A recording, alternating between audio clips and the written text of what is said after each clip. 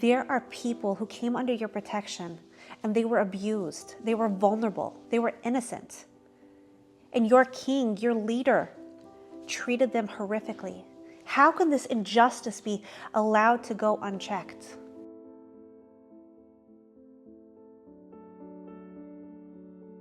Welcome back to my channel. If you missed my previous video, I highly suggest that you go back and you watch it, because in that video we spoke about how human sacrifice is an absolute abomination to the God of Israel, and that the innocent cannot die for the sins of the wicked.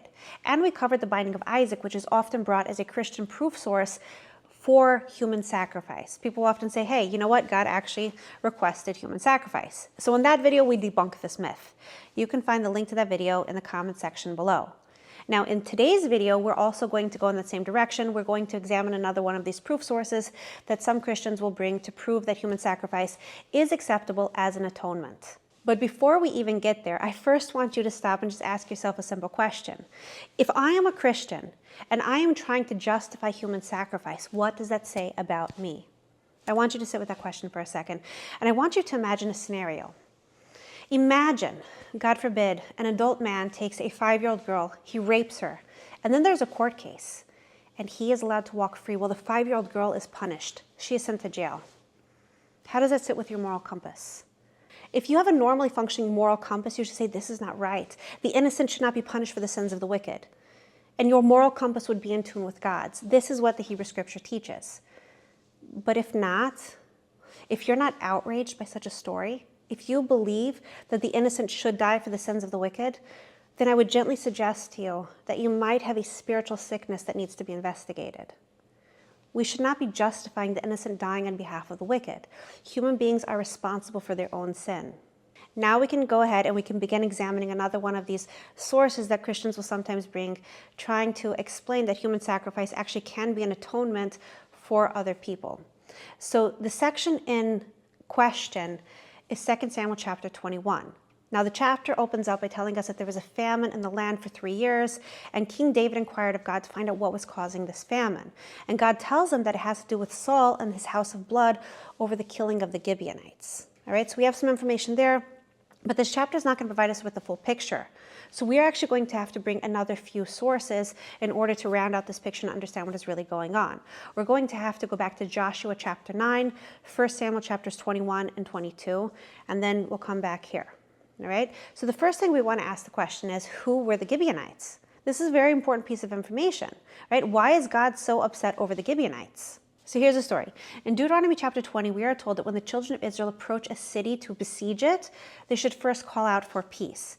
Now this applies to any city that is far away. So when the children of Israel were on the other side of Jordan, they sent out messages to the nations inside the land of Israel, and they gave them an offer of peace. But the nations inside the land of Israel, except for the Girgashi, refused this offer of peace. Now this offer of peace consisted of 3 different things.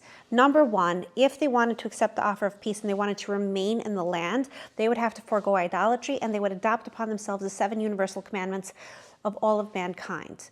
Number 2, they would be obligated in national service. If they didn't accept these 2 different conditions, then they had freedom to leave the land. If they wanted to evacuate, go somewhere else, restart their community elsewhere, they were allowed to do so, peace upon them. But if they chose to not abandon idolatry and to not accept upon themselves the laws of moral living, then the children of Israel were commanded to wipe them out, because this evil was not allowed to perpetrate inside of the land. So the children of Israel came into the land of Israel, they conquered Jericho, they conquered Ai, and then these nations that had initially refused to have the peace treaty or refused to leave, they said, 1 second, what are we going to do here? So a lot of them got together and they joined a coalition. They said, we are going to fight. But there was a group of people called the Gibeonites that said, 1 second, it would have been much better if we had actually accepted the peace treaty upon ourselves. But they crossed over the Jordan and now it's too late. So they said, 1 second, how are we going to save ourselves? So what did they do? They decided they're going to try to get a peace treaty, but they're going to get it through a very deceptive manner. So they clothed themselves in very old clothing, broken shoes, they really made themselves look like they were traveling from a very far distance. They even had dried out bread that they said, oh, this was fresh when we baked it, and now it's dried out. We came from so far away. And why did we come? We came because we heard of what the God of Israel did, and we are so impressed. We want to come serve the God of Israel. And they made these religious claims that they're ready to take upon themselves the beauty of the Jewish religion. So when they approached the Jewish people said, okay, great, you want to come under the umbrella of protection of the Jewish people? No problem, we are here for you, we will form a pact with you. And 3 days after this pact was formed, then they found out that these were actually the Gibeonites who were living in the midst of the land. They were deceptive.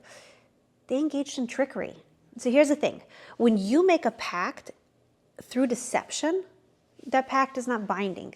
That oath is not valid. So there were two groups inside of the Jewish people. One group said, hey, these people came along with deception, religious deception, which is really, really bad. They said, let's kill them out. And then you had another group that came along and said, no, this will be a bad reflection on the name of the God of Israel. Even though the pact is null and void, we still don't want to cause a desecration of the name. So we're going to protect these people. But they have showed themselves to have a very serious spiritual flaw. They used religious deception, which is absolutely horrific, and we can't trust them. So Joshua decided to uphold this pact that they made with the Gibeonites, but he told them, he said, you know what, you're going to be given a special job. Instead of just national servitude wherever in the land of Israel, he said, you are going to be woodcutters and water carriers for the altar of God. Now, what was the point of this? When the Gibeonites came to the children of Israel, they said they came because of God. They wanted to serve God because they heard how wonderful God was. And really, they were just trying to save their own skin. So since they used deception, Joshua said, these people can't be trusted, so let's put them into contact with holiness. They are going to be the woodcutters and the water carriers for the Mishkan, for the tabernacle. So wherever the tabernacle goes, that's where the Gibeonites are going to be. And he figured that if there was a spiritual defect inside of them, that spiritual defect could be rectified by being in constant contact with holiness. So the Gibeonites traveled together wherever the tabernacle was. Now, to continue the story, we can go over to 1 Samuel chapter 21 and 22. What we see in those chapters is that David is running from King Saul. He's running for his life, but people don't know yet that he's being pursued by Saul. So King David runs to the tabernacle, which is then located in Nov, and he enters the tabernacle. He goes up to Ahimelech, who is the priest, and he's like, do you have food for me? I'm starving. I'm on a secret mission from the king, and I need provisions. So Ahimelech has no idea what's going on. He doesn't know that David is running from Saul, and he gives him bread. He gives them holy bread, which is a topic we're not going to dive into, but he gives them the bread and he gives them the sword of Goliath, and King David goes on his way. Now, what happened inside of the tabernacle was that King David wasn't by himself with Ahimelech. There was somebody else there who overheard the exchange. His name was Doeg HaDoimi, and he was very high up in King Saul's court. Now, what he did was a terrible, terrible thing. He took the information that David had been inside of the tabernacle, Ahimelech had helped him, and he went to King Saul and he told him what he saw there. And King Saul went into a fit of rage. And Doeg made it sound like Ahimelech knew that David was fleeing from Saul and that he was guilty of treason, that he was helping King David to start an uprising against Saul. So King Saul has Ahimelech and the Kohanim, the priest of Nov, brought to him. And he commands his people with him to kill the priest. But they're like, we are not touching the priest of God. Absolutely not. So Saul then tells Doeg, you do the dirty work. And Doeg himself slaughters 85 Kohanim, 85 priests. His hands are dirty. And then King Saul issues an order that the city of Nov, with all of the people inside of it, the men, the women, and the children, and even the animals should be slaughtered. Now, Nov was the city of the tabernacle, where the Kohanim were. Who else was in that city? The Gibeonites. The Gibeonites, those who were the woodcutters and the water carriers for the tabernacle. Innocent people were slaughtered. It was a huge blemish on Saul's career. And Doeg HaDoimi, even though he was known to be a Torah scholar, he stooped to the absolute worst levels. Horrible, horrible, horrible blight on behalf of the Jewish people. When King David heard of this, even though he himself was not guilty of actually slaughtering the priests and slaughtering the Gibeonites, he carried a guilt inside of himself. He said, I should have been more careful. I should have made sure nobody overheard me. And yet, Doeg overheard. And look what it resulted in. And King David had this guilt upon himself. So years later, when there was a famine, inside the land of Israel, King David is investigating. He's like, 1 second, what's going on here? And God tells him, he says, it's over the matter of Saul and his house of blood, over the killing of the Gibeonites. King David knows exactly what is being said to him. He knows exactly what happened.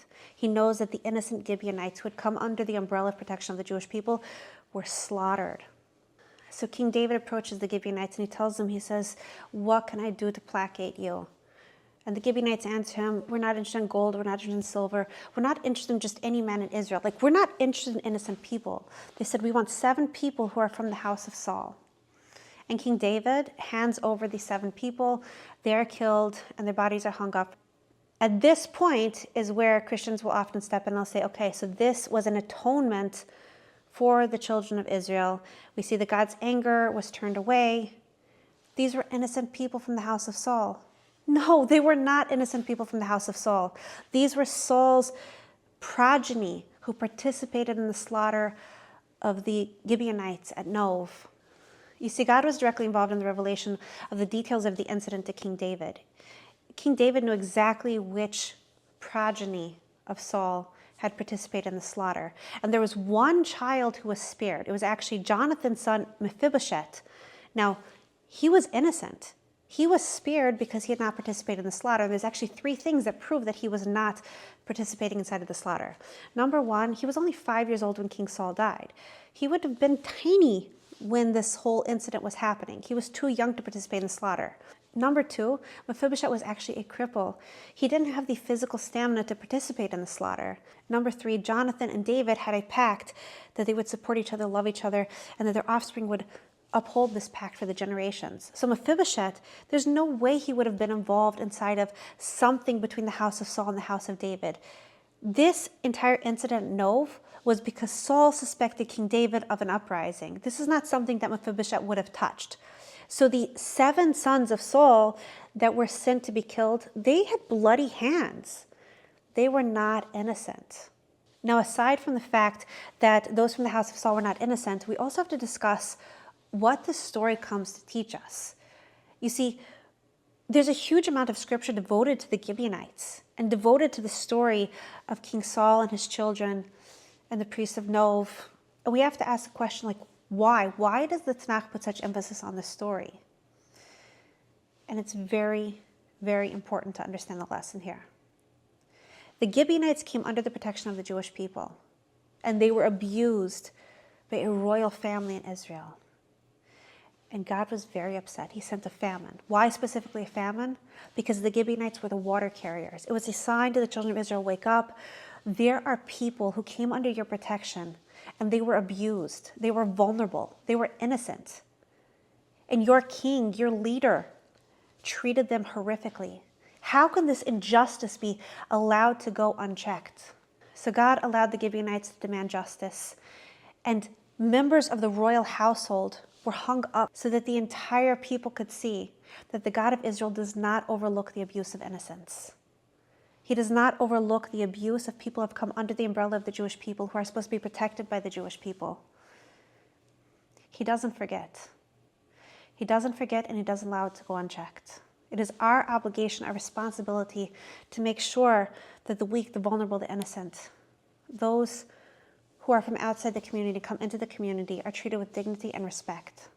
Even if it is a king, somebody with a very high position, if they are abusing their position, and if they are hurting innocent people, the vulnerable, people have come under the umbrella of the Jewish people. People have turned to the Jewish people for protection. If they have abused them, it doesn't matter the status. It doesn't matter how high up they are. God will not overlook the abuses of the vulnerable, the weak, the innocent, those who came to be protected. Now, just as an aside point, the Gibeonites themselves, they could have been placated without demanding the death of the people who had been involved in this gruesome massacre, but they weren't willing to be placated. They weren't willing to have compassion. They weren't willing to overlook this strict justice. And King David was absolutely shocked by this. And King David issued an edict that the Gibeonites would never be allowed to marry into the children of Israel because they proved themselves to not have corrected the spiritual defects that were inside of themselves that we saw already in Joshua chapter 9. They were not worthy of joining the children of Israel because the children of Israel are defined by different features, one of which is compassion. A person who is lacking compassion is suspected of not having true Jewish identity.